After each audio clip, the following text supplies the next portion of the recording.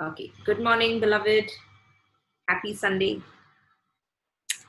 So today I'm going to talk about the book of Job. It's been on my mind for a very long time, and so for the ones who are listening online, I have a link below. It's got scripture references of verses I put inside, and then you can click on it, and it's going to open up. It'll take you through all the scripture references. But today, the verses that I've put are not necessarily the ones that I might take. I've just put them down. So it's more like a revelation that I'm sharing, and it was too much for me to put it down. So it may not go with everything that I've written down. So we'll just flow. Yeah. Um, okay. So the book of Job. Okay. A lot of people, that verse, that one verse that hits everybody, and people keep using it again and again. And that verse is, what I greatly feared has come upon me, and what I dreaded has happened to me. Okay, and so we'll hear teachings on like don't fear, and what you fear will come upon you, and things like that. And it never gave me peace when I heard that, because there was just something, just like I said, I just had no peace when I heard that. I just knew that there was something greater, and that something new, and what I've seen in my own life, in my own personal life, is that my father has always been greater than my fears. And then I realized that I had all of these fears, but how come the promises of God were still yes and amen in my life? And then I realized the importance of your relationship, knowing that it's father and son. It cuts out everything else. It's based on blood. Okay, and literally, that's the foundation. Is that his blood is greater than all your fears. Okay, and that's what I'm getting at today. And so we're going to look at Job's life. We're going to read. You can also read it by yourself. I would encourage you to read it in the New Living Translation, because it's a little easier to understand in that. And so you have to understand one thing now, okay? That the minute Adam fell, he fell. Sin entered his blood, and so we are sinners not by what you do, but you're a sinner just because it's in your blood. That's why in Romans it says that the law of sin and death is prevalent in your members.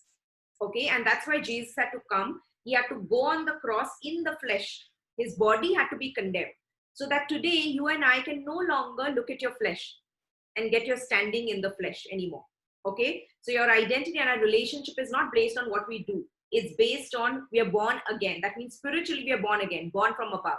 And that's why the Bible says, he who is spiritually minded, he'll have life and peace. But he who is carnally minded, someone who's going after the flesh, it'll lead to death. Okay, and the devil does not want you to know that your standing with God is based on his blood. And that's what we see in Job's life. Okay, now before I get into Job, and let's start reading Job, I want us to understand, before the law was given, the law came when Moses was given. Okay, when Moses came, and then he goes on the Mount of Sinai, and he gets the commandments, and then the law is given, right? And before the law, even Abraham's standing, it said Abraham believed God. He believed his word. Like God pulled out Abraham, and he showed all the stars in the heavens and the sands in the sands, okay, the grains of the sands. And God told Abraham, so are your descendants going to be. And it says that Abraham believed God, and it was accounted to him for righteousness. So how did Abraham get his righteousness? He believed God. It was righteousness by faith. And when you look at Job's life, on the outside, it looks like, but the Bible says, that's why I tell you, right? It's not just scripture. And you should not be in love with scripture. Have a deeper revelation. It's a revelation. And so I've always read, right? Job is an upright man. He's a blameless man. And then as I'm digging deep, and I went into this last night, actually, I've not even gone before. And I'm looking at it, I'm opening the scriptures. I'm like, it says he's blameless and upright. But when I'm looking at it, Job is a self-righteous man. Okay, and he's got all of these offerings he's doing, but when you remove all the offerings and then you just look at Job, his trust was never in the offering. His rest was never in the blood. His rest was in him.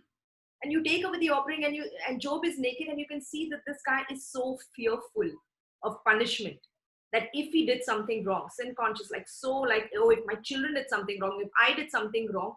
And he just constantly, even when his friends come, and we're going to look at that, he just kept defending that he was right. I am right. Where have I gone wrong? What have I done wrong? And you see this guy just boasting in his self-righteousness. And at the end of it, he's humbled. And then, it was never about sin is not, it's not about what you do. It's based on the blood. Okay, and that's your standing. And that's why the accuser, it says, going to and fro. Imagine now there are so many people, right? But he's going to and fro, and then God looks and says, oh, look at Job. Have you seen anyone as upright as him? And Job is this guy who's really working it out to get his right standing with God. Like in his consciousness, there's even, when we read Job, we'll read a few things where he even says in his defense to God, I have not even looked at a woman in lust. Okay, you know, when Jesus comes and Jesus is looking at the Pharisees, okay, and he's going on, and when they are boasting about adultery, and then Jesus says, do you think adultery is sin? Even if you look at someone with lust, that is sin. Now, this man came to Jesus and said, you know what, I have kept all your laws, tell me what I should do. And then he's like, I've done everything, I've done it by the book. And so Jesus doesn't say that, oh, you've done it, oh, you're wrong. He just tells him that, oh, you've done it by the book, okay, fine, go sell everything that you have, okay, and then come. And then this guy goes away because he can't sell, because he's a rich man, he can't sell anything. And then Jesus says how hard it is for a rich man to come into the kingdom of heaven. Okay, but I saw that whoever came to Jesus with law, Jesus just gave him more law, as in he raised the standing. And then you and I have to come to the end of ourselves, and we realize that we're forgiven, that our righteousness is not based on what we do, that you need a savior, someone else to take that sin away. Okay, and that your right standing right now is by blood. So let's understand that again. Okay, when Job is saying, what I fear has greatly come upon me. Okay, what was he? So everyone, we look at fear, right? What has fear? And so I'm looking at fear. Forget fear. After fear, what was he looking at? What was he thinking? He was thinking of all the bad things, right? Like he has a fear of maybe his children dying, maybe his finances just going away, depleting. Something, basically at the end of it, it's something bad happening to you, something that you don't want, something that is not a blessing coming upon you, right? At the other side of fear is that it's whether it's for some, it's having the sickness come upon you, or it's at the end of it, it's the fear of death. At the other side of that fear. Okay, that's what Job's just biggest fear was, not getting the blessings of God, not being in that state of blessing. And he found himself in that. Okay, and then deep down, the root is sin. Deep down, the root is sin. And Job is pleading, I wish there was a mediator. Even he's pleading for a mediator. Okay, and so I just want to get into, so let's just begin, open in Job. I'm just going to read chapter 1. Okay, for those who don't have it, I've not put it down because it was too big to put down. There was a man in the land of Uz, whose name was Job, and that man was blameless and upright, and one who feared God and shunned evil. That means it looked like this guy was a very God-conscious guy. Okay, it means doing everything right by the law. Because that's what we see. When you go deeper and when you read the story, you'll see that, you know why I'm taking this book? Is so that it negates where people tell you your fears will come upon you. And you get so obsessed with my God, and you're more driven by your fears and not resting that today this is not even applicable for you. Because your relationship is no more like Job. You're a son of his blood. And the blood relationship is greater than any fear that you have. Okay, because at the other side of the fear is something bad that you think. But you become righteous. Righteousness means right with God. You have to have sin consciousness to have something bad happen. But if your sin is only taken away, okay, your right standing is based on his blood, how can the very, what you fear also come upon you? Is because you're not even qualified for it. Are you understanding? So it's not a mental knowledge of fear. Forget the word fear. Think about the result of fear. What is that thing that you dread? Whether it's sickness, whether it's losing a job, whether it's losing a loved one, whether it is a relationship. And at the end, it's death. And then death has been put under our feet. Jesus has conquered death. And that's why you can rest. You know, all the fears come up in your soul, in your mind. Okay, and the Bible tells them to pull them down because, you know why it tells you to pull them down? Not because they will come alive. It tells you to pull them down because they're in disobedience to who you are. That's why it says, take every thought captive and bring it to the obedience of Christ. Because it questions you, it makes you doubt that you're a son, your position. Hello, you're a son of his blood. That's why you pull it down, not so that you can get something, so that you can rest and enjoy the journey. I've seen many times I can be fearful and have all of these anxiousness in my mind, and at the end, I still arrive at the destination that I wanted. But all it did was it stole my joy. And then I don't even want to give the devil that room anymore. Like, you're not going to steal my joy. Okay? And that's why you hold that position. So look at this, Job. There was a man in the land of Uz, whose name was Job, and that man was blameless and upright. Okay? And one who feared God and shunned evil. And 7 sons and 3 daughters were born to him. Also his possessions were 7,000 sheep, 3,000 camels, 500 oxen, 500 female donkeys, and a very large household, so that this man was the greatest of all the people of the East. And his sons would go and feast in their houses, each on his appointed day, and would send and invite their 3 sisters to eat and drink with them. Okay, so his children would have some sort of festival going on, or some sort of feast. So it was when the days of feasting had run their course that Job would send and sanctify them. That means Job would call now, okay, his children, sanctify them, and he would rise early in the morning and offer burnt offerings. He's very right in what he's doing. He's giving the burnt offering. In the Old Testament, when God gave, now he's under the law, right? When God gave the commandments, do you know why the lamb offering was there? Because no one could be right with God in the law. It's not possible. It's not possible to have a right standing. That's why in the old, God made a way out through the blood. That's so that all these bad things will not come upon you. I want to make a way out for you. The minute Adam fell, he fell into sin and death, the tree of knowledge of good and evil. That means now whatever he does, it'll be based on that. That's what the law is. It gives you a consciousness of sin. That means right and wrong. And if I fall, if I miss it, then I'm going to get something bad. It gives you a sense of punishment from God. Okay? And to make a way out, there was still the blood. There was still the blood, the lamb offering. Are you following with me? Okay? Now look at this. So he was very right in what he's doing. He rises up early and gives burnt offerings according to the number of them all. For Job said in his heart, it may be that my sons have sinned and cursed God in their hearts. That means maybe my sons have done something, forget the outside, maybe even inside they've done something bad and cursed God in their hearts, and so I better give an offering. But later on when you read Job's life, his faith is not in his offerings, not even in the blood. You see that he keeps defending, not with the offering. Every question that his friends bring to him, he keeps defending with his own righteousness. That's what you see. So on the out, like I said, that's why. So you can just look at Job and says, oh, but it says he's an upright man. But then when you uncover it and start reading it, I'm reading last night, I said, but where is his hope in his offering? It's not, his standing is not even in the blood. His standing is in himself. And that's why Satan goes and says, he's hit by it, and we'll see it. Okay, let's just read that. Now look at verse 6. Now there was a day when the sons of God came to present themselves before the Lord, and Satan also came among them. And the Lord said to Satan, from where do you come? So Satan answered the Lord and said, from going to and fro on the earth, and from walking back and forth on it. From going to and fro on the earth and walking back and forth on it.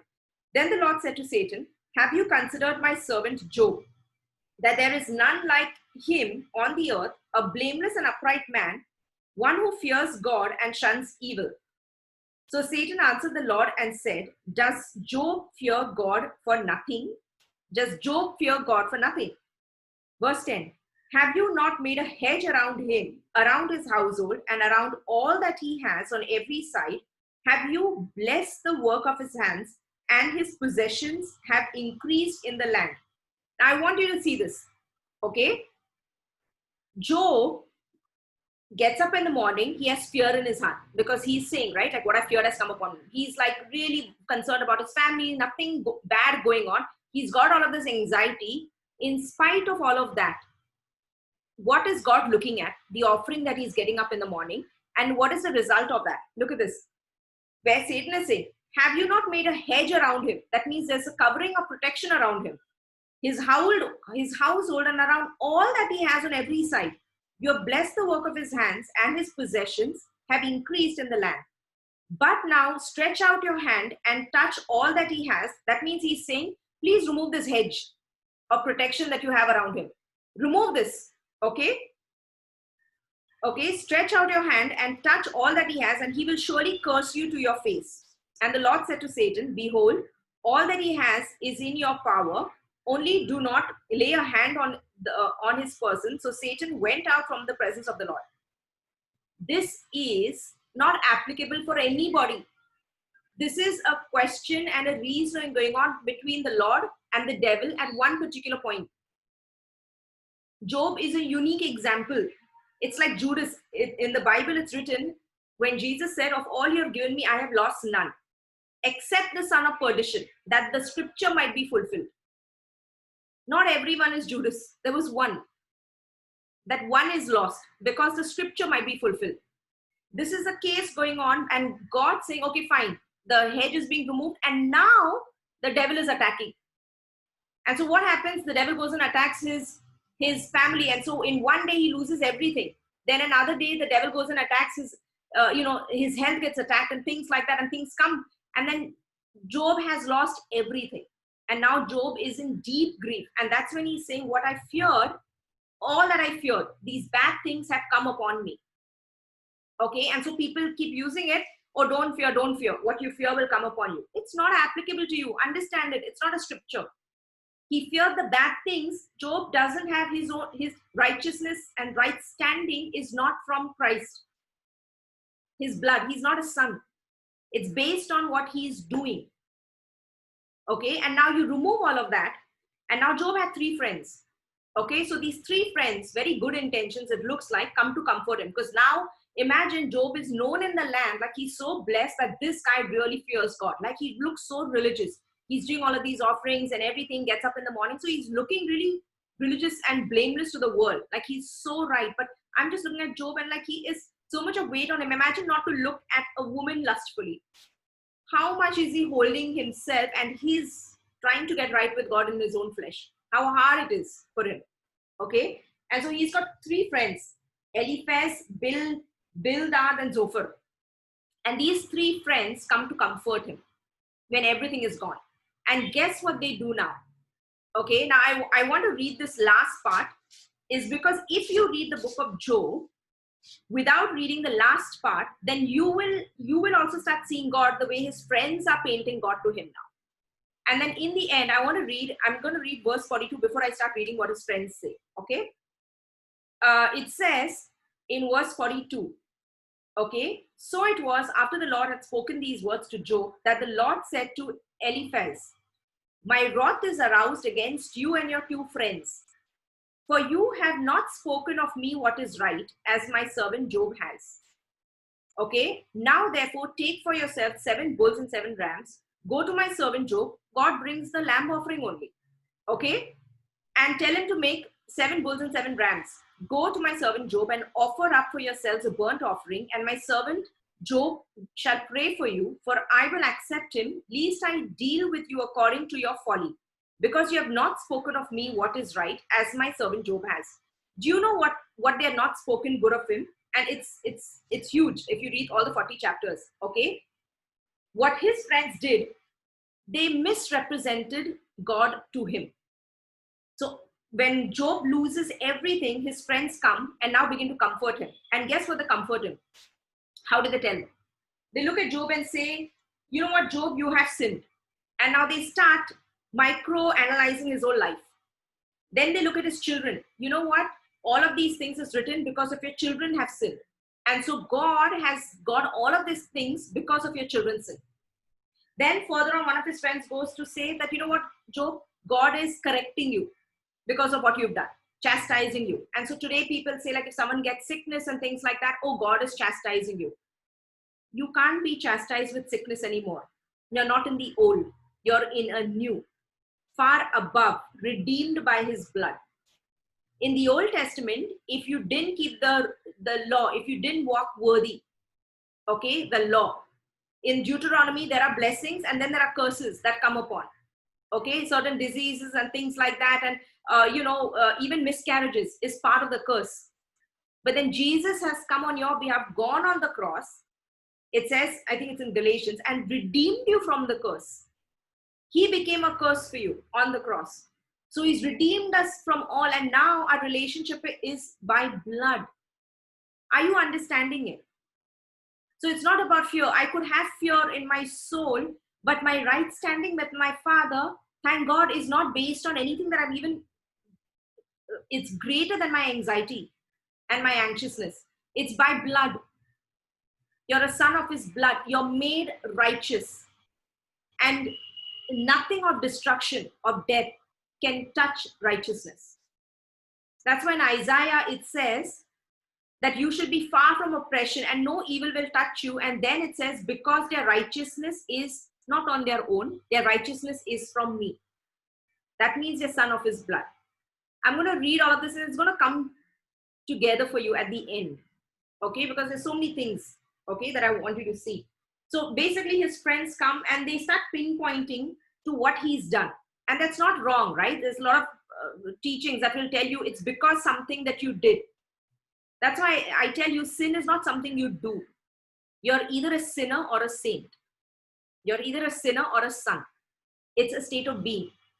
You're no more a sinner by what you do.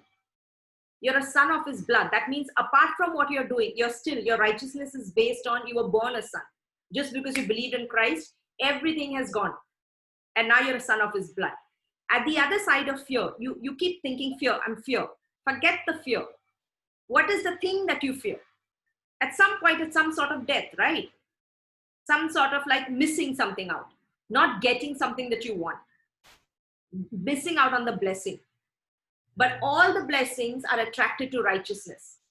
And why do you think you'll miss the blessing? Because of something that you did, or something your heart condemns you, or someone will steal away something of yours. Okay? It deep down, it has a question of you not being a son. Trust me, nothing is getting missed to a son. You're a son of his blood. And that's why you can go to sleep and sometimes I just go to sleep. I don't understand anything. And I just know I'm yours. I belong to you. And that's all I say. And I go to sleep. I'm divinity. Like I'm born of him. Okay? And I'm just yours by blood. And then the blood, I rest in just my relationship with you based on blood. And I get up the next morning and everything, the devil can't touch you. Someone who knows he's a son of his blood. Job has no reference point to the offering at all in anything that he's saying. Go over, I didn't want to take it today, okay? But you read all of Job's, let's quickly go, okay? Open to the book of Job. For a little bit, I'll take you. So anyways, at the end, Satan is called the accuser, okay? Today, Satan has no, in Revelations it says the accuser of the brethren has been cast out once and for all out of heaven. He's not even allowed to go there. So if he can't accuse you to God, who is he accusing you to? To yourself. And that's why you have to know when he comes accusing you, that's why the Bible says, pull down the thoughts. Because they come here to accuse you that you missed it, that you did something wrong. That's why it says in the armor of God, take the breastplate of righteousness, that you are right standing with God. The helmet of salvation, the truth, that is my waistband, the gospel of peace as my shoes, okay? The sword of the Spirit and the shield of faith, that you can quench the fiery darts of the wicked one. And what are the fiery darts? He comes to accuse you and make you look at yourself. So even in your fears, whatever it is, forget the fear. What is the thing that you fear? Those little bad things. And then that's the time when you know that it's not in my nature. This is not my portion because I'm a son of his blood. The blood, my standing is in the blood. And the blood is fighting on my behalf in all things. My promises, all of the yes and amen, they are in his blood. And righteousness, that means it draws all things to you.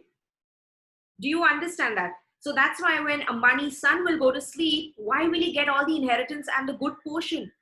Just because he's a son. He will get it. Not based on what he does and he's not a slave, he's a son. And so Ambani's son can have so many fears that he's going to miss it and not think that he's going to get. And then the father is not looking at based on his fears. He has those fears because maybe he doubts his relationship and is standing with his father.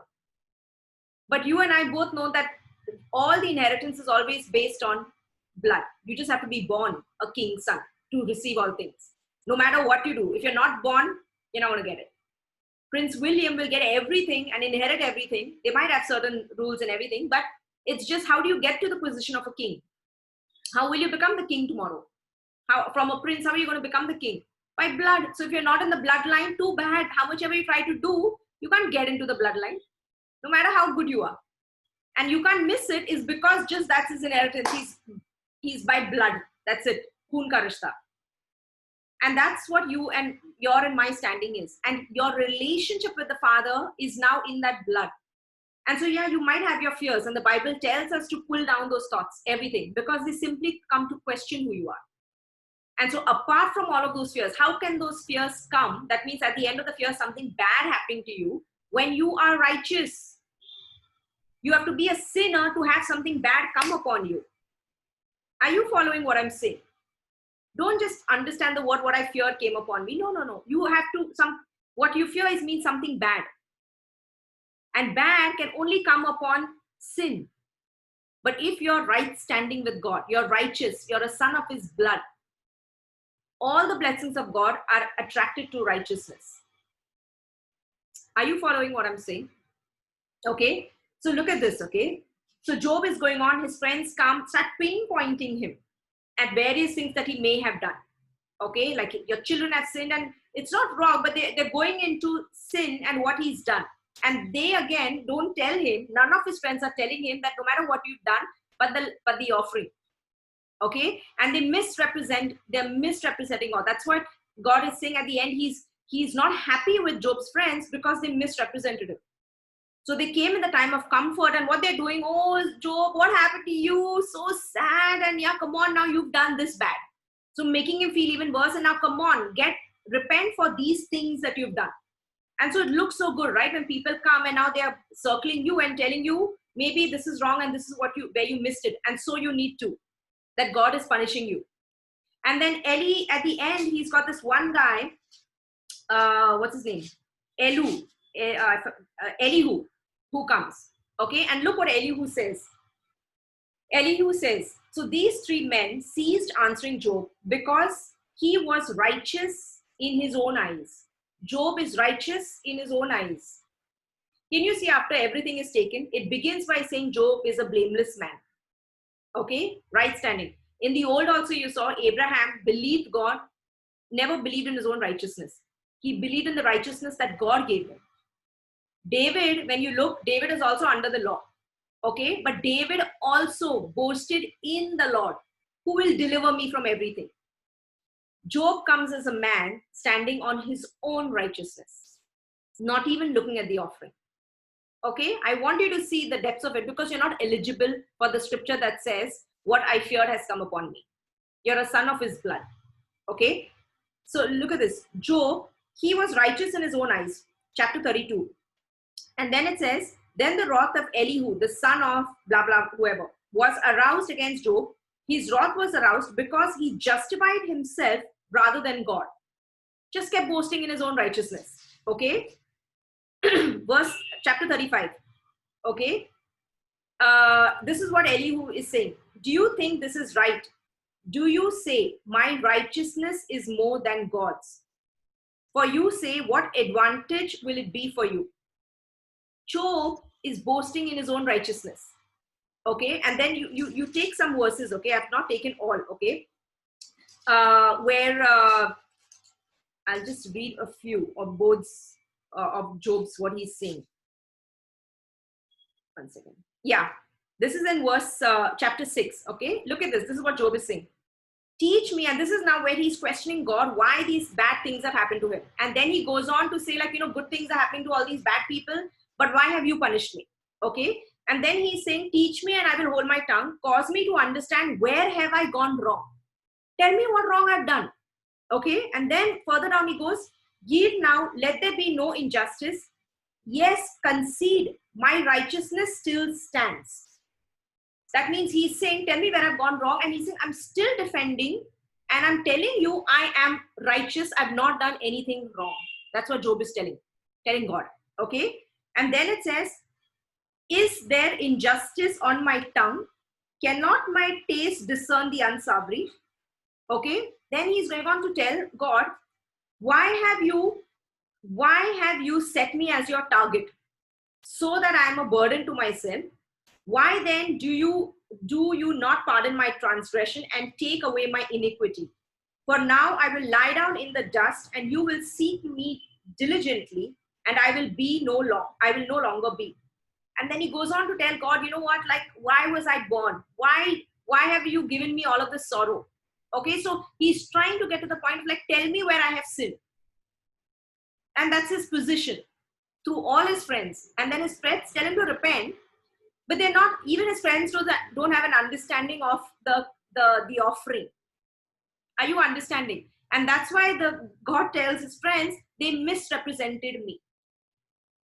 And so today you'll still have a culture where people come and point out your sins and say, because of all these things, these bad things are coming upon you. And so they'll talk about why suffering is from God, because look at Job's life. Job suffered.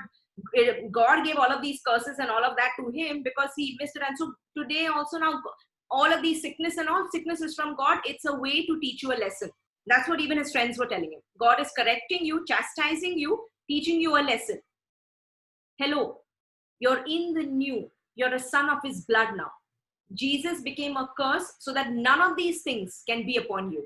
Today, the accuser, the way he went in front of God in heaven, the accuser in Revelations is cast down. Okay, he's under your feet. That's why, what is the Holy Spirit doing today? 3 things. Convicting you of sin, of righteousness, and of judgment. Of sin because they do not believe in me. Now that has already been done. Okay, now of righteousness, because I go to the Father and you see me no more. That's why you have the breastplate of righteousness. That means that's the time when you fear something bad happening. You don't have to be obsessed with the fear. Fear is nothing but a lie with a lot of emotions to it. And you have to know when those thoughts come. That's why the devil tells you to pull it down, simply because it questions who you are. You're not Job anymore. You're not even David anymore. Neither are you Abraham anymore. You're at a higher place. You're a son born from above, just like him. And so that very fear that comes to you, you pull it down, whatever that thought is because it questions who you are. And then you tell yourself that my blessings or whatever this is, they are not based on whatever this is that I'm even fearing and all of my anxiousness. My blessings, I'm entitled to all the blessings. And they're drawn to me simply because I'm his beloved son today. And he is adding them to me just because I'm a son of his blood. Are you getting the foundation of that? And you're resting in your blood relationship. And so guess what is happening? Now the spiritual realm knows that this kid, this son knows he's standing with the Father. He's just like him. Is based on blood. I cannot even accuse him anymore. I need to get accusation into him for him to start getting condemned, and then the condemnation leads to death. That's why the ministry of condemnation, it says, leads to death. The ministry of righteousness, ever increasing glory. That's why, like I said, every cell in your body, the minute you take those thoughts, it gets condemned that I've done something wrong. And condemnation leads to death. That's what immunity is. Low immunity, and high immunity is righteousness consciousness. It can fight everything back. Even at your cellular level, it knows it's a son of his blood, so it fights it back. No intruder can come in. That's where divine health comes from. Are you understanding? So you're not in a position of Job anymore. And so Job goes through all of these things. Okay, and at the end, Elihu comes, and all Elihu wants him to see is just tells him that, listen, you're self-righteous dude. Okay, and then God comes, starts speaking with him, talks with Job, just talks about how great he is, how big he is. And, at the end, it says that Job repented. Okay, he just comes to the end of himself. And then God restores everything back to Job twice. Okay, what I'm trying to say is something happened very unique with Job. Okay, and it was just between, it was like a case study, let's just say that. And Job was just taken. And at that time, Satan had every right to go into heaven and accuse people because the law was prevalent. But now it says that the law has been taken and nailed to the cross. So the devil can't go and accuse you before the Father. Before, he can't enter anywhere. He's been cast out. But all he can do is he can accuse the one who doesn't know he's a son of his blood. And so he comes to accuse you. And that's why the Bible says a condemned heart cannot receive from the Father.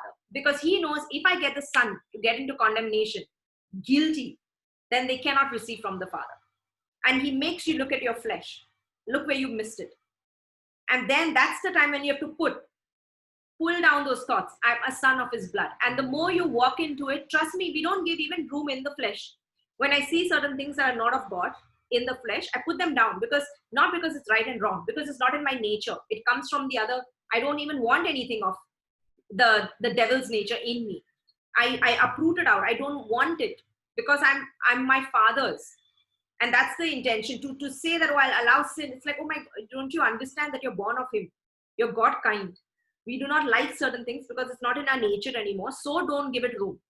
That should be your place. Not of like you want to do because it's no. Then you've not understood you're a son of his blood. Okay? That's your position. But when you know that your standing is by his blood, and all your inheritance is based on blood. That's why you think in the Old Testament, when the lamp was supposed to be put, when God was taking his children out of Egypt into Israel, when the lamp was to be put on the doorpost, do you think for a moment that maybe the children even were very fearful? I told you, God was not looking whether they're right and wrong, whether they're good people, bad people. And maybe they were even fearful people. But what was he looking at? The blood. And what got them out from Egypt into the promised land? The blood. And so your relationship with your father is based on blood. What was God looking at even Job when he had this whole hedge? He was looking at the offering. If he wasn't looking at the offering, then in the end, God wouldn't have told Job, tell your friends now to get an offering. He would have just said, oh, tell them to just repent. The offering is needed. But guess who wasn't seeing the offering? Job wasn't. Job was, you take away the offering and then you see Job is self-righteous. His faith was never in the blood. Never in even the blood of the bulls and goats. His faith was in his own self-righteousness. And that's why when he's coming ahead, if his faith was really in the blood, he should have just said that, but I gave you the offering. But this guy is saying, I have not sinned. And he's boasting in his self-righteousness. And then his friends come, and all his friends again are pointing out to what he did, not reminding him of the offering. That's why God is dissing and saying, I do not like your friends also, what they did to you. And the friends are saying, God has given you the sickness, God has given you that sickness, because, and imagine God is saying, I don't like. Okay? And because they misrepresented him. Today, your standing is by blood. Okay? And you can have fears, and I encourage everybody, like fears are nothing but anxiousness. I've been in that place. And I take them down. The Bible tells us to take down your thought. Bring it to the obedience of Christ in you. You pull down those thoughts and don't give it room, is because it questions you who you are. It's exalting itself. Exalting, you know what means? It's making itself God in front of another God, the highest supreme being. That's what it means. So you are allowing somebody else to be God in front of you. You are the biggest God, as in one with him. Understand, you are at a preeminence. That means first of all things are under you. So something is rising up and questioning everything that you are. And that's why you take it down. Not because, oh, if I don't take it down, it will come upon me. No, you're a son of his blood. You are righteousness. Righteousness means nothing of the curses can come upon someone who knows their right standing with God. You need to be a sinner for something bad to come upon you. So it's not just scripture. Are you understanding your position? Job was in the Old Testament. He's a sinner. He needs the offering. But you can see, if you take away the offering, his rest was never in the offering. His rest was in his own righteousness. And he's thinking that it's his righteousness that is getting all things from God. And that's why the devil attacks him. Oh, now you think, oh, now look, he's going to curse you. He would have never said that if he knew that his righteousness is not based on what he does. He was anyway bad. And so it's the blood. This guy is defending. And so now God is like, yeah, now let's see. He's going to do something bad. So guess what? All of that thing, it's not about God. The spiritual realm knows how you react. Whether you know you're a son of his blood or whether this guy keeps boasting in his righteousness. He doesn't know. And that's why he gets attacked. So he gets accusations after accusations, and you receive all those accusations, you get condemned, and then people begin to fall sick. It's because they don't know their sons of his blood. That's why I keep preaching your relationship is based by blood so much, because you're getting secure. You're getting secure. And how are all these testimonies happening? People are just hearing, and what is it that the blessing gets added? It's because all you know is that you're a son of his blood. That means you're born from above. That means it's independent of what you do here.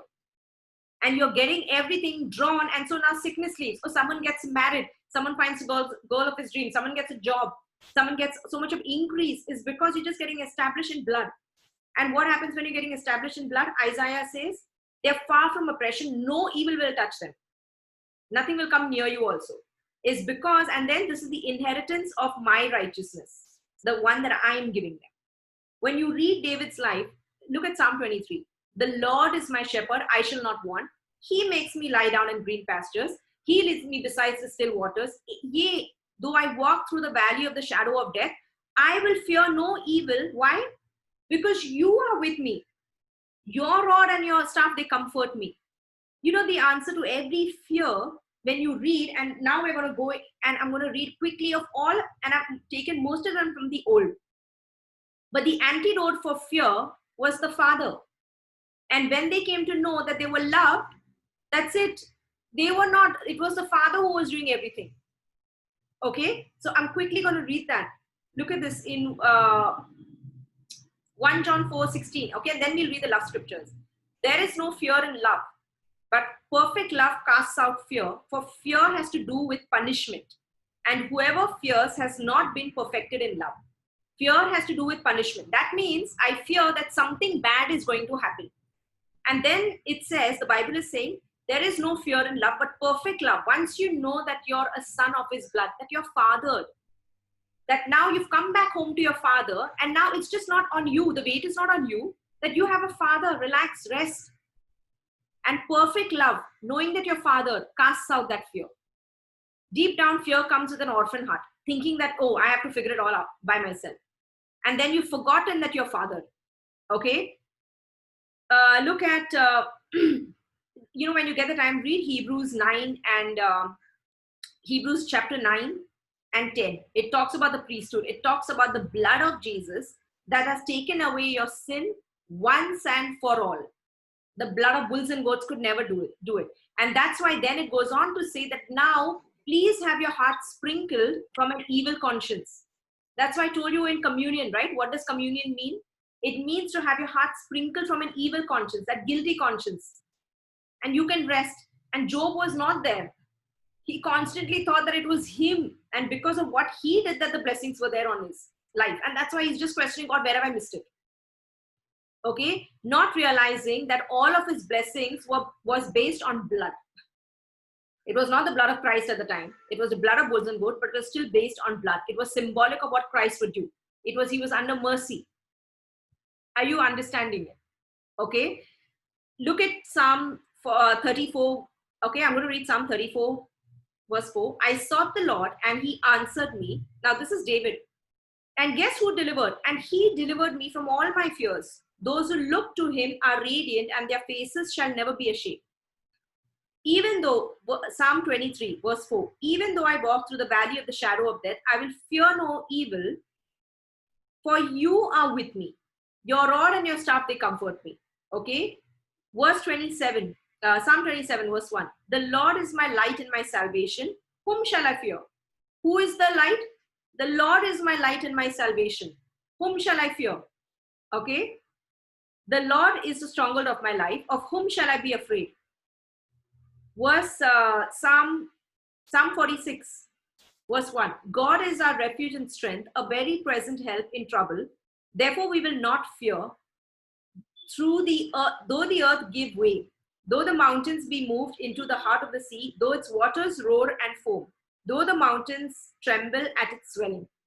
God is your refuge and strength, a very present help in trouble. You know, I was once this was many years ago when during New Year's, and you know, there wasn't much security during that time.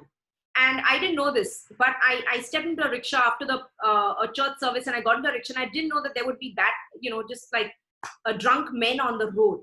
And I was in a rickshaw, and I saw some men assaulting women. And suddenly I got so fearful. Okay, and my heart was beating, and I'm like, I have done this foolishness. I did not even know that at this time, and this was many years, it was after that that the police became very strict on New Year's Eve. But I got into a rickshaw, and I was wearing, like, sequins and things like that. I'm like, I'm going to draw attention. And I was so fearful. I had fears, and I began to just start praying in tongues during that time. And I'm not kidding, within a few minutes, I saw two cops on a bike come, and they came to my rickshaw to ask for directions to the rickshaw guy. And then my rickshaw guy started talking, and they saw me crying behind, and they knew I was fearful. And then they escorted me through 1.5 hour journey to where I was supposed to go. Okay. And the next morning I wake up and I see in the newspapers that these women were assaulted during that night, and bad things happened. It was drunk men. And I saw being fathered. Okay. And did I have fears? Was I anxious? Of course I was anxious. And in that anxiety, I just saw that I had a separate portion. And of course, I prayed for the women that had those bad things happen. But I got up in the morning, and I knew that I had a rest. Okay. Now, at that time, I didn't have a deep understanding, but all I knew was I belonged to him, and that my father took care of it. It simply means someone who knows that the relationship is based on blood. It had nothing to do with what I was doing. I was fearful. I was scared. I was crying. And then I saw divine governance. I saw divine protection. And it didn't happen for everybody, but it happened for me. Okay. And I was rescued. And then did the law do? Yes, the law. After that, suddenly there was a law on New Year's Eve that there was police everywhere. And so it has been from then on. Okay. But I also saw one thing, that because as a son I was there, I paved the way and made a solution for the whole world. Today it stands there. That's the power of the Son. Are you understanding? Because I prayed, and now a law has been enforced for it. Okay, you will land up setting others free. Okay, and so was I there? Were there fears? Yeah, they were. Okay, but then it was my Father, His love for me, that came and protected me and did everything. And then I started growing, and over the years, the only thing I've realized is I don't fear in some areas more. I just don't. Okay, I don't have anxiety. It's because I've overcome it. I pulled it down, and why is because I know I'm a son.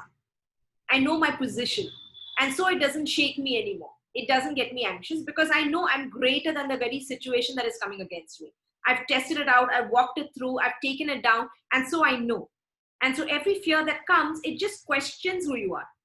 And so you will fear in the very area you still are not positioned, and you don't know that you're a son. You don't see yourself as a son. And the more you start seeing yourself as a son, that's when I said you'll start sleeping in the storm, because you realize that you're greater than the storm. You don't need to react to a storm because it won't do anything to you. Okay? And so you'll end up being more still. That's why it says perfect love casts out fear. Okay? For I, the Lord, your God, Isaiah 41, hold your right hand, and it is I who say to you, fear not, I am the one who helps you. Fear not, I am the one who helps you. Anytime you have any type of fear, the answer to fear is not now reason it out. The answer is know that you're loved, that you didn't come to an orphan kingdom with a bunch of orphans hanging around. You came to a father kingdom. You came back home to your father, and the whole kingdom is on your behalf. The blood is working on your behalf. And so let your rest be knowing that even if I forget I'm a son and everything wrong and I didn't do anything, I go to sleep and know He doesn't forget I'm a son of His blood. And your blood gets it all done. Thank you that I'm yours. I belong to you. Okay? Luke 14:27. Peace I leave with you. My peace I give to you. Not as the world gives do I give to you. Let not your hearts be troubled. Neither let them be afraid. Okay? Psalm 91. He will cover you with His pinions, with His feathers, and under His wings you will find refuge. His faithfulness is a shield and a buckler. Whose faithfulness? His faithfulness is a shield and a buckler to you. You will not fear the terror of night, nor the arrow that flies by day. This is our position, because you're in the blood. Everything about your life is in the blood. The Lamb was slain before the foundations of the world. Okay? Everything about your life is in the blood. So let that be, the blood is going on your behalf and doing everything. The blood is going and doing everything. Okay, your relationship is based on blood. Okay, look at this. Genesis 50:21. So do not fear. I will provide for you and your little ones. Thus be comforted. Thus he comforted them and spoke kindly to them. I remember when I was in UK, all alone, that time mom wasn't in the kingdom, no one was. I never feared anything, not even finances, because I just knew that I was fathered and that he will take care of it. And so I just never concerned myself with it. And you'll realize, even as you get out of the way and stop worrying, that your whole life is so governed and tailor-made, and it's all Christ in you. I was led to do so many things. I got a free scholarship that I was forced to apply.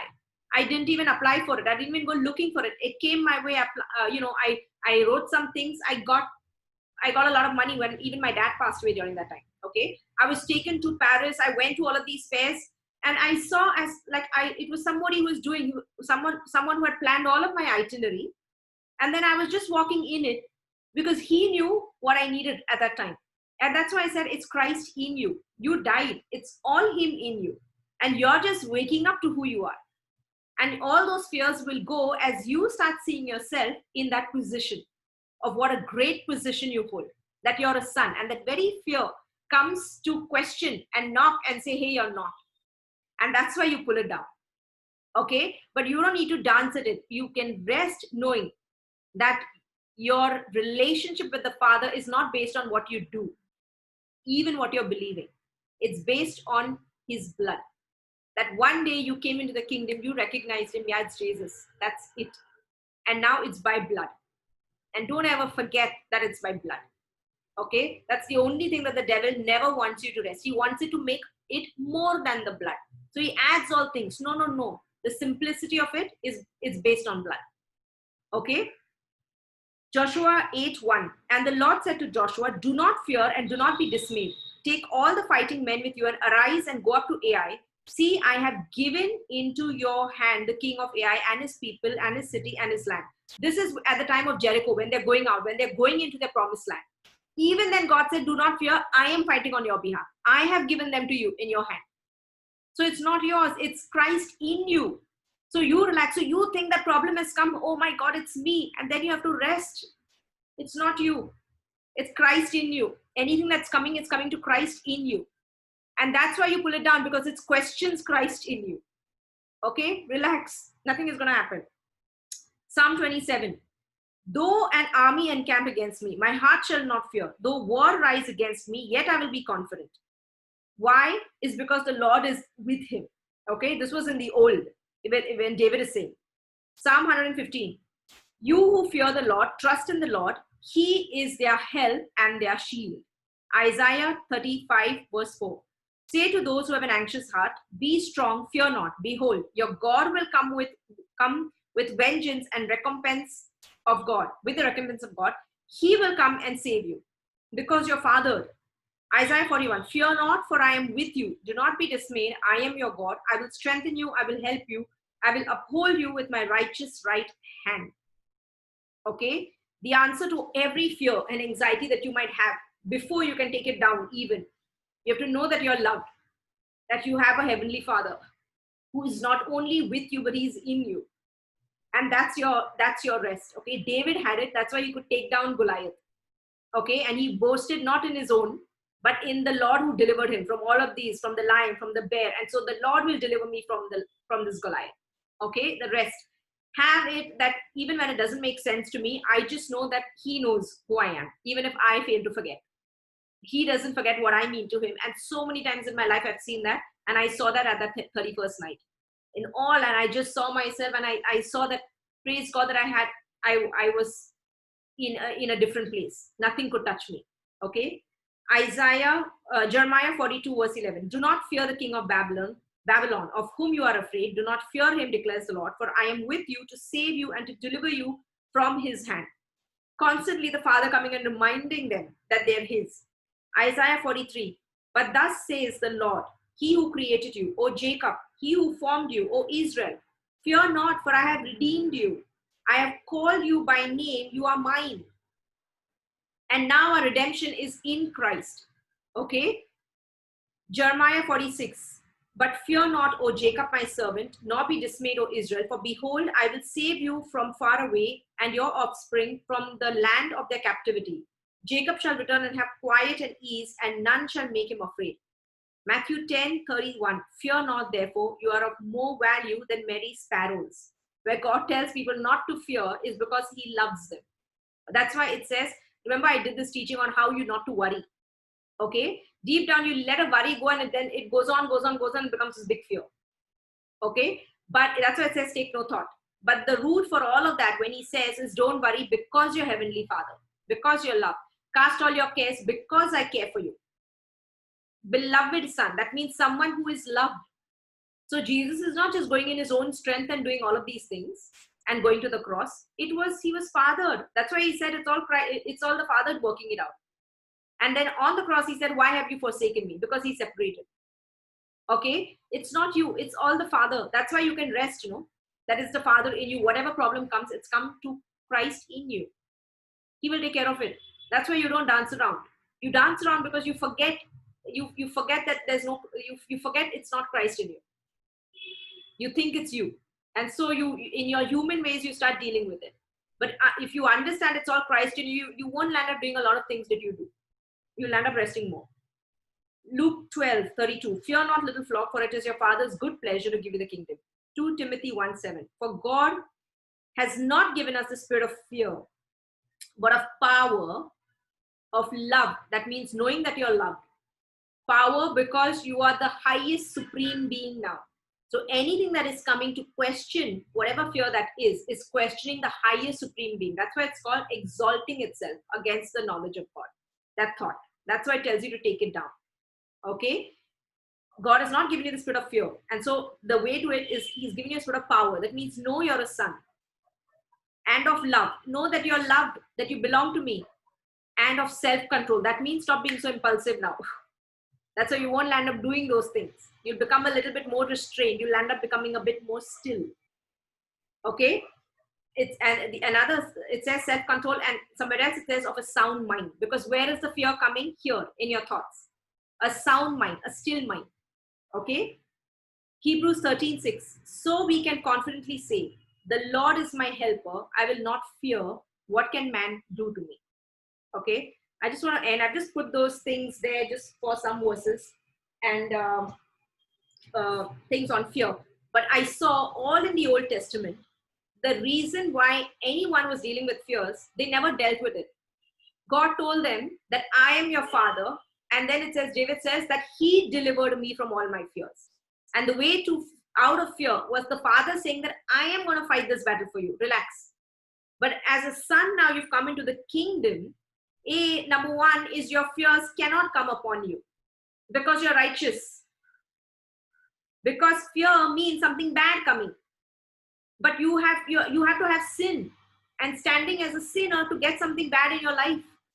But now that you're standing as a son based on blood, Jesus perfected, Jesus walked perfectly, everything. How can the bad come upon the head of the righteous? Guess what it says? In fact, I forgot to read the earlier verse. Okay, in that. Look at what it says here. The fear of the wicked will come upon them.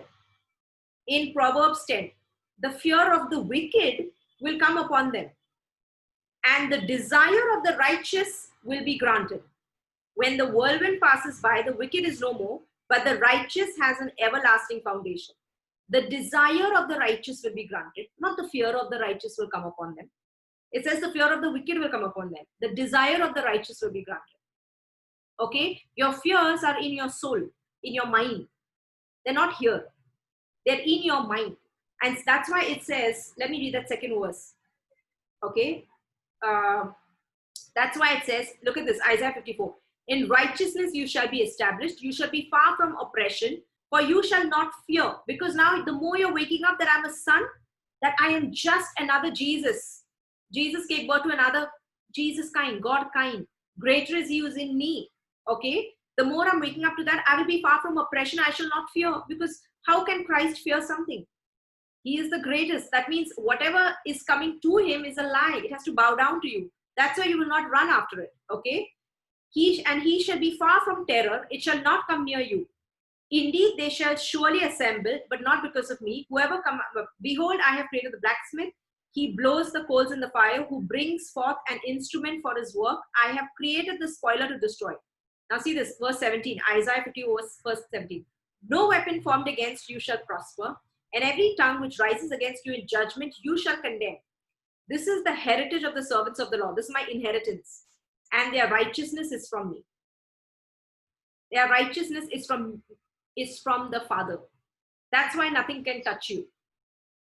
Are you understanding? He is greater. Your relationship today is not even based on what you're believing. Okay? All you're believing is doing is helping you see yourself more like Christ. And then all that inheritance is flowing is because you just land up being more still. It helps you take it down. But I want you to know that your relationship with your Father is based on Christ's blood. That means through that blood you became a son. That's why I just say the simplicity of it is just know that it's by blood. That means a lion gives birth to another lion. Ambani's son is Ambani's son by blood. And he will receive all inheritance just because of the blood. He will even receive the nature of Ambani just because of the blood. So if I'm born of the blood, I have his nature in me, his divine nature in me. That's why it says, how do I get the divine nature? Through his promises. I'm reading to find out who I am. And the more I'm getting established in this blood union, that's why communion means co-union. I'm reminding, he doesn't need a reminder. He is telling me to have communion so that you remind yourself, my co-union with you, so that you'll come out of this judgment that is in this world, this patterns of this world. Sanctify yourself, come out of it. Okay? And your relationship is greater than your fears, greater than your anxieties, is by blood. And so it can't come on you. Deep down, why did it come on Job? Is because of he was a sinner. Sin. And his standing is in his righteousness, in his own righteousness. You remove the offering, his faith is not even in the offering. And it's a one-time thing where God says, okay, now let's look at this. This is a case study given. And so God removes the shield, and so Satan can attack him. And now he's going through all of these questions, and then God comes, Elihu says, look at your self-righteousness, repent. And then God blesses him again. But you see that Job's standing was never in the blood, even of bulls and goats, was in his own self-righteousness. And he gets beat up by the devil. You boast in your own self-righteousness, you get beat up because the devil needs something to accuse you. But if you know that it's not based on what you do, it's based on Christ's blood, how can he accuse you only? So you only don't get condemned. Understand? And that's why it leads to life. The more you receive the abundance of grace and the gift of righteousness, you are reigning in life. In Romans it says. That's what it's doing. That's what relationship by blood means. So sometimes someone tells you what you fear will come. No. Thank God. Because I need to be a sinner to get something, even what I fear, to get something on me. I'm a son of his blood. I'm righteous. I'm not eligible for this anymore. Praise God. Okay. And why does it say, again, I want to leave. God has not given you a spirit of fear, but of power, of love, and of a sound mind. That's why it says God has not given you a spirit of fear, because now as a son today, when you're born from above, he's given you the spirit of power. That means, hello, that little fear coming to tell me what? Yeah, pull it down, because I pull it down because it questions who I am. I'm the most powerful thing. It's exalting itself against me and saying I'm more powerful than you. Oh, this cancer is more powerful than me. Oh, this situation that I'm is more powerful. That's what it's saying. It's more powerful, and it's saying God has not given you a spirit of fear. He's given you a spirit of power. That means you're the most powerful one. Then it says, I've given you the spirit of love. Please know that you're loved. That it's questioning to coming and telling you you're an orphan. No, I'm one with him. I'm a father's son. And sound mind, that I can now have peace and rest, self-control. I'm not going to be impulsive about this. I am going to be still and not react. And that's why I say, before anything comes, take 2 seconds out to remind yourself you're a son. And then you will react to things differently. You don't need to do a lot of things. It's because it's questioning who you are. That's why the whole spiritual armor is just to stand, not to fight. You take on the armor to stand, not to fight. There is a sword, it's sword of the spirit. It's the word. The only word you need to know that you're a son of his blood. So these things are not applicable for me. They're under my feet. Death has been conquered once and for all. So it's not just fear, what you fear. Think about what is that you fear. Sickness, but then Christ has already redeemed you from that. What is it? The fear of relationship? No, but you can't, because now your relationship is by blood. The Father holds all things. In the Old Testament also, you know, the curse was that your husband will leave you and he'll sleep with another woman. That was the curse. Imagine. But now that your relationship is by blood in the Father, these things are not applicable for you. Know that it's in blood. Okay? And the more you're finding out, you're resting in that position. So all of these things are not your portion. That's why you rest. That's why where is Christ getting formed in? Where Paul is saying, I'm laboring, that Christ is getting formed in your soul.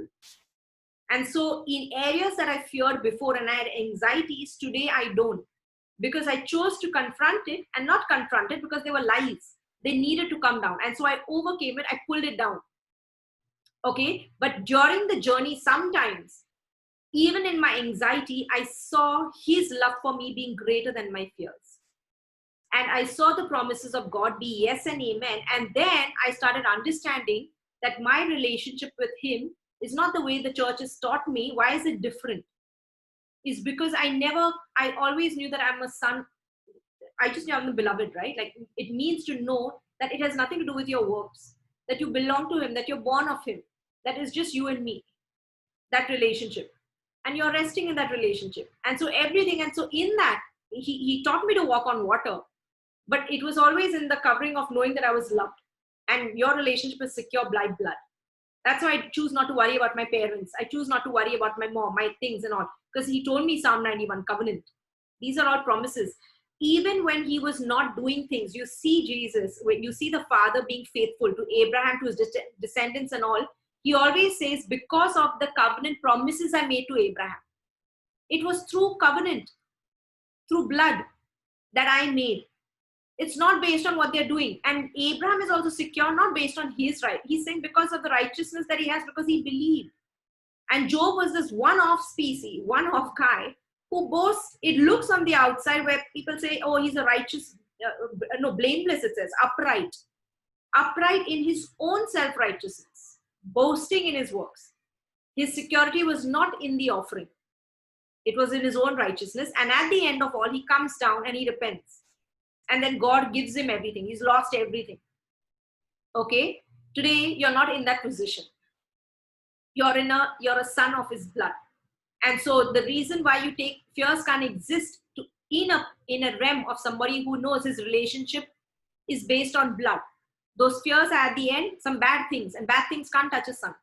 It's as simple as that. No evil can touch you because you're a son. Evil will run from you. Evil is scared of you because you're greater. That's why I'll edit again. We do not have the spirit of fear, but of power. That means I'm greater. Of love, I'm loved. And of a sound mind. Stop all that anxiety in your mind, right? Helmet of salvation. So I want to end this today here. Go over it again and hear it again. Okay, it's not so much of scripture, but it's revelation. If you understand, like I said, Job was a sinner. His position was that of a sinner, not of a son. Okay, and his standing was in his own righteousness, not even in the offering of bulls and goats. Okay, and he's a one-off case that was done, and because God removed his hedge in the Satan can attack, apart from all of his fears, God still had a hedge on him. Okay, that's what I even want you to see. Okay, so let's close in prayer today. Okay, just say this prayer with me. Let's offer a thanksgiving of all the increase that you received. Let's just thank God for all the revelation that's come into your souls, the increase that's come in, and just thank God for it. Just say, Father, I'm a son in your kingdom. Jesus, you are my high priest. And right now I give you a tithe. I just bring forth all the increase that you've given me. And I just worship you with it. And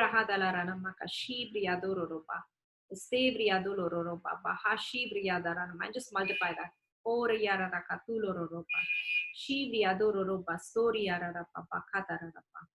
Father, I just thank you that we are your children, that we are your sons, that we are born of you, that we are just like Jesus. And I just thank you that our portion, that all your inheritance is getting drawn to us because we're yours, because we're one with you. We're sons of your blood. And all the inheritance is drawn to that blood relationship. And so we just rest in it. I thank you that even whatever fears anyone might have who's listening, that you'd show them who they are, of how much they are loved in you, Father, that you love them so much, that it's Christ in them. And Father, I thank you that your love repels every fear, because it's a lie, it's questioning who they are. And we just pull all of that down right now and bring it under our feet. I thank you that we rest in your blood. Jesus. Amen.